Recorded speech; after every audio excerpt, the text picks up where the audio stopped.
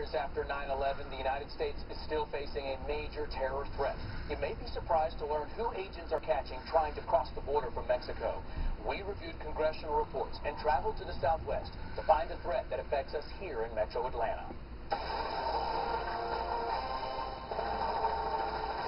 The Border Patrol uses choppers, ATVs, and horses to patrol the 2,000-mile southwest border. Most of the illegals caught crossing are from Mexico or South America, but thousands are classified as OTMs, other than Mexicans, including hundreds from nations that sponsor terror. These are the records we obtained at this federal detention center near Phoenix, Arizona. We found illegals from Afghanistan, Egypt, Iran, Iraq, Pakistan, Sudan, and Yemen in custody. We have left the back door to the United States open.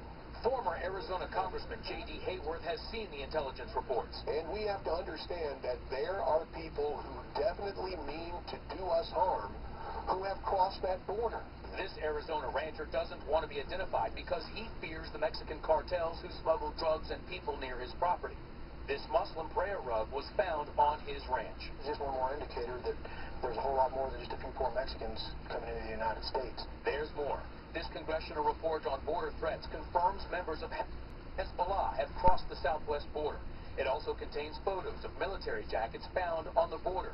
The Arab insignia reads, "Martyr, way to eternal life." The other depicts a plane crashing into the Twin Towers. The American public has been kept in the dark about this whole issue.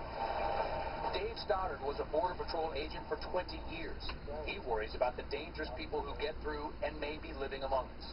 In my experience, for every one apprehended, there was at least 10 that would escape apprehension. The congressional report also reveals the route Middle Easterners take.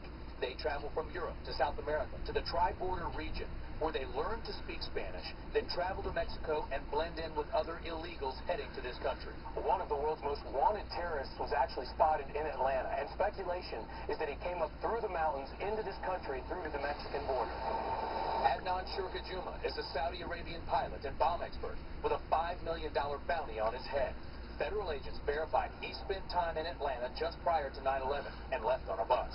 In 2004, Shurka Juma was one of 7 al-Qaeda members the feds were looking for after they were spotted in Central America and believed to be heading for the U.S. The most grave concern from the congressional reports that Mexican drug cartels will help terrorists smuggle weapons across remote border crossings.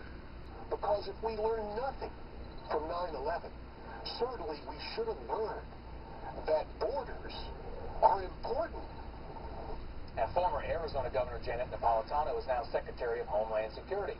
We wanted to ask her about the border threat, but our request for an interview was never answered.